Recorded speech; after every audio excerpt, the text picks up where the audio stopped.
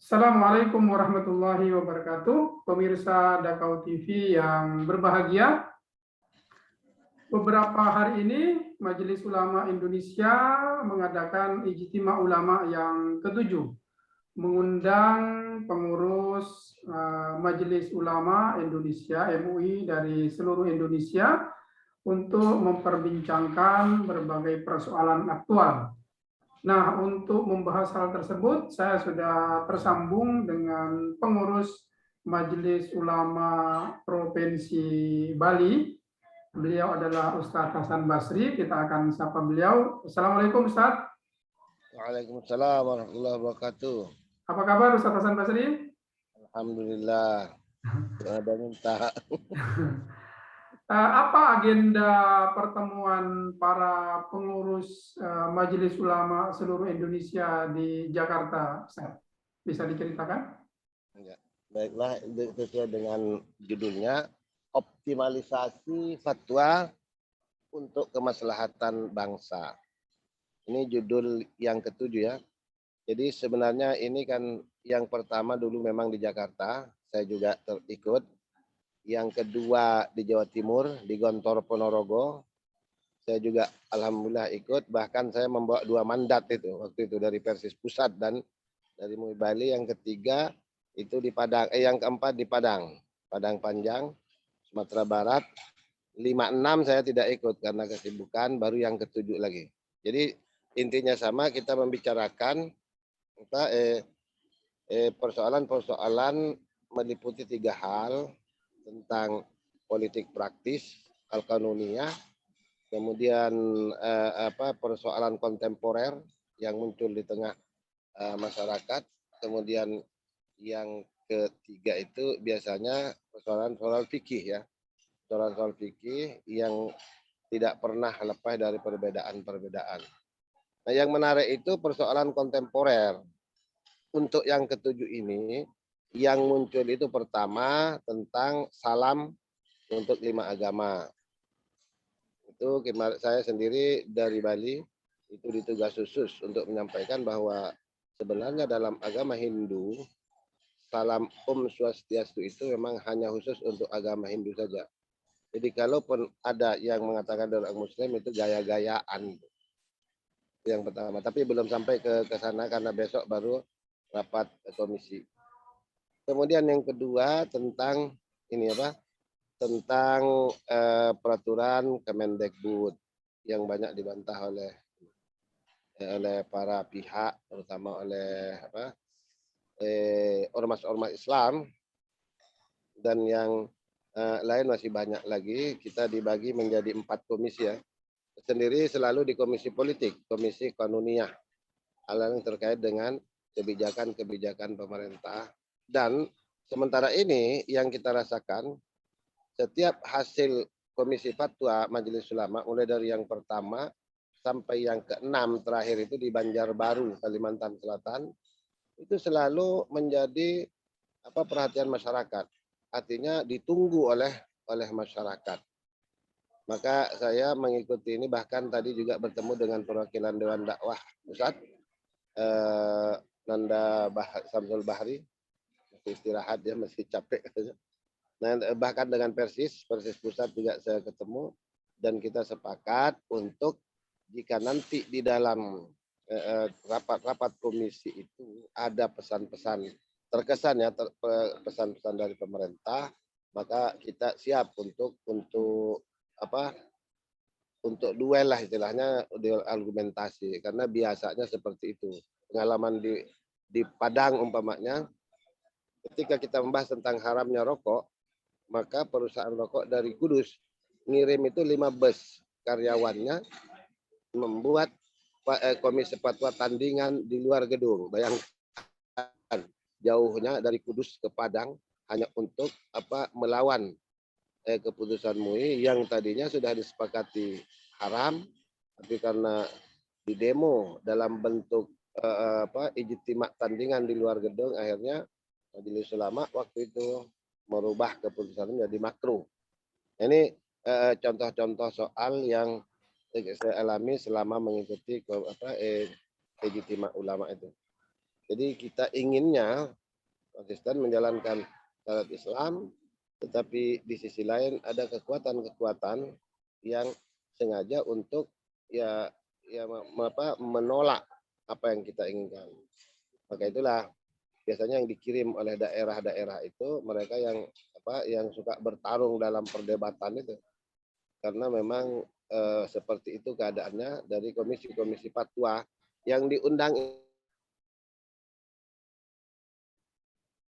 Ini kan ada 7 orang daring. Jadi yang luring itu satu ketua MUI bidang fatwa, dan yang kedua ketua komisi fatwa di provinsi ketempatan. Saya ketua MUI bidang fatwa, dan ketua komisi fatwanya itu Ustadz Fauzi Basultanah. Kita juga sepikrah dengan beliau. Jadi saya berangkat 5 orang itu di standby di kantor pusat wilayah masing-masing. Di kantor wilayah masing-masing mengikuti daring. Ini sedikit belum banyak yang bisa saya bicarakan karena baru pembukaan tadi. Hanya keynote speaker-nya itu tadi Profesor Mahfud MD, mungkin sudah kita ikuti. Banyak hal yang dia jelaskan tentang bagaimana penerapan syariat dalam bingkai negara kesatuan Republik Indonesia. Itu lumayan beliau sampaikan bahwa sudah banyak diakomodir syariat, tetapi masuk kategori hukum publik, bukan hukum privat. Maka itu walaupun sudah diundangkan undang-undang zakat, undang-undang wakaf, kemudian yang lainnya, itu sifatnya hanya apa istilahnya itu? Hanya diakomodir oleh pemerintah. Artinya kalau kita mau menerapkan itu dalam kehidupan kita, undang-undang yang sudah diputuskan oleh pemerintah, maka pemerintah akan melindungi pelaksanaannya. Tetapi kalau tidak melakukannya, tidak ada punishment, tidak ada konsekuensi. Maka itulah mungkin akan ramai kita perdebatkan besok. Apakah memang itu yang dimaksud dengan keberadaan undang-undang zakat, undang-undang wakaf dan lain sebagainya, hanya sebagai simbol saja. Kalau istilahnya Pak Mahfud itu laisa bil jauhar, laisa bil mazhar. Mutiaranya saja, substansinya saja, tetapi simbol-simbolnya tidak. Karena kita belajar, kata dia, dari pengalaman perjalanan bangsa ini, di mana simbol Islam secara simbolik yang diperjuangkan oleh Natsir dan kawan-kawan itu ditolak oleh kaum nasional, kaum sekuler. Maka dengan ditolaknya itu bukan berarti kita menyerah, tetapi kita menggunakan cara substansinya saja, tapi simboliknya tidak. Karena pengalaman sejarah pada awal-awal kemerdekaan kita kan kita kalah di dalam voting ketika kita ingin menunjukkan simbol-simbol Islam itu di dalam berbangsa dan bernegara. Maka itu yang kita lakukan hari ini bukan lagi memperjuangkan mazharnya atau simbolnya, tetapi kita kembali kita menerapkan jauharnya, yakni substansi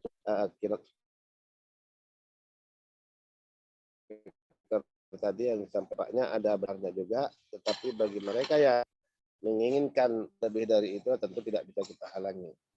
Jadi barangkali itu kesan yang baru bisa saya sampaikan, karena hari ini baru pembukaan, justru besok lusa pertarungannya, perdebatan hangatnya. Ya, tapi ada yang perlu juga ditanyakan Ustaz. Tadi terkait dengan isu politik yang sudah mulai muncul di arena Ijtima Ulama ini apa saja?